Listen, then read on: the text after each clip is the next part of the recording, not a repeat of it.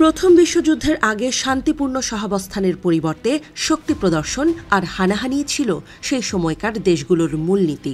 কে কার চেয়ে সামরিক শক্তিতে এগিয়ে যাবে এই নিয়ে চলত প্রতিযোগিতা।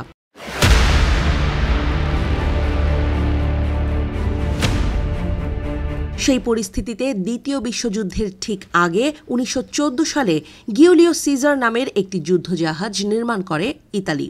প্রথম বিশ্বযুদ্ধে মিত্রবাহিনীর বিরুদ্ধে বীরত্বের সঙ্গে যুদ্ধ করে যুদ্ধজাহাজটি। এরপর দ্বিতীয় বিশ্বযুদ্ধে সোভিয়েত ইউনিয়ন, আমেরিকা, ব্রিটেন ও ফ্রান্সকে নিয়ে গড়া মিত্রশক্তি বিজয়ী হলে ইতালির গর্বের সেই যুদ্ধজাহাজের মালিকানা চলে যায় সোভিয়েত ইউনিয়নের হাতে। কাল হয়ে দাঁড়ায় সোভিয়েত ইউনিয়নের জন্য। ১৯৫৫ সালে এক রহস্যময় বিস্ফোরণে ডুবে যায় যুদ্ধজাহাজটি। আজও যা রাশিয়ার ইতিহাসের অন্যতম মর্মান্তিক এবং অমীমাংসিত অধ্যায় হয়ে আছে। এই ঘটনায় প্রাণ হারান ৬১৭ জন সোভিয়েত নাবিক ও উদ্ধারকর্মী। দ্বিতীয় বিশ্বযুদ্ধের পর ১৯৪৩ সালের শান্তি চুক্তি অনুসারে ইতালি ক্ষতিপূরণ হিসেবে মিত্রশক্তির হাতে জাহাজটি তুলে দিতে বাধ্য হয়। দুর্বল বৈদ্যুতিক ব্যবস্থা ও পুরনো নকশার ত্রুটি সত্ত্বেও ১৯৪৯ সালে যুদ্ধজাহাজটিকে নিজেদের নৌবহরে যুক্ত করে সোভিয়েত ইউনিয়ন। এর ৬ বছর ঠিকঠাকই চলছিল, কিন্তু ১৯৫৫ সালের ২৮ অক্টোবর গভীর রাতে ভয়াবহ এক অভিজ্ঞতার সাক্ষী হয় সোভিয়েত ইউনিয়ন। কৃষ্ণ সাগরের উপকূলে রাশিয়ার অত্যন্ত গুরুত্বপূর্ণ সেভাস্তোপোল নৌঘাটির কাছাকাছি নোঙর করা হয়েছিল সেই যুদ্ধজাহাজ। রাত ১:৩০ নাগাদ জাহাজের সামনের অংশের ডান দিকে ঘটে এক প্রচণ্ড বিস্ফোরণ।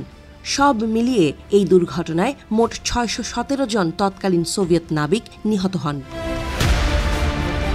প্রায় ৩৩ বছর ধরে এই ভয়াবহ দুর্ঘটনার খবর লুকিয়ে রেখেছিল সোভিয়েত ইউনিয়ন। এমনকি ঘটনাটি সোভিয়েত ইউনিয়নের কেউ জানত না।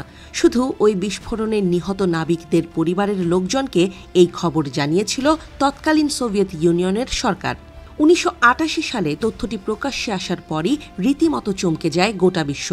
এরপরই এত বড় দুর্ঘটনার কারণ খুঁজে বের করতে শুরু হয় তোড়জোড়। সেই সময় নিজ দেশের ভেতরের মানুষের সমালোচনার মুখে একটি তদন্ত করে সোভিয়েত সরকার। তদন্ত প্রতিবেদনে বলা হয়, দ্বিতীয় বিশ্বযুদ্ধে ব্যবহৃত জার্মান মাইন বিস্ফোরণের কারণেই সেই যুদ্ধজাহাজটি বিস্ফোরিত হয়। সেই মাইনের বিস্ফোরক শক্তি ২৬৪৮ পাউন্ড TNTর সমতুল্য ছিল বলেও দাবি করে সোভিয়েত সরকারের তদন্তকারীরা। তবে গুঞ্জন রয়েছে সোভিয়েত নৌবাহিনীর অ্যাডমিরাল নিকোলাই কুডনেজেভকে অপমান করার জন্য তাদেরই গোয়েন্দা সংস্থা KGB এই জাহাজটি বিস্ফোরণে উড়িয়ে দিয়েছিল। তবে এর কোনো প্রমাণ মেলেনি। এছাড়া অনেকের মতে ইতালীয় নব্য ফ্যাসিস্ট কমান্ডো জুনিও ভ্যালেরিও বোর্গিস সোভিয়েত ইউনিয়নের ওপর প্রতিশোধ নিতেই জাহাজটি বিস্ফোরণে উড়িয়ে দেন। কারণ তিনি প্রকাশ্যেই প্রতিশ্রুতি দিয়েছিলেন যে জাহাজটি সোভিয়েতদের হাতে তুলে দেওয়ার পর তিনি এটিকে ডুবিয়ে দেবেন। মনে করা হয় তার নির্দেশে ইতালীয় সাঁতারুরা মানব টর্পেডো ব্যবহার করে জাহাজটিকে আক্রমণ করেছিল। তবে সেই জাহাজের বিপর্যয়ের প্রকৃত কারণ আজও এক অমীমাংসিত রহস্য হয়ে আছে।